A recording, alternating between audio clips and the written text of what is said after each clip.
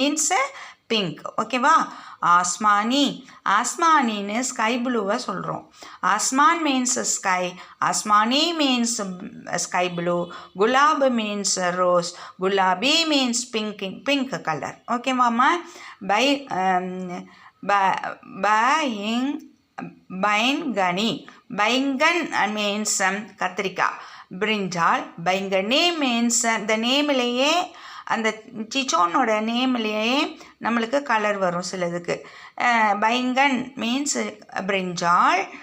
Baingan mostly nowadays we can get the many colors.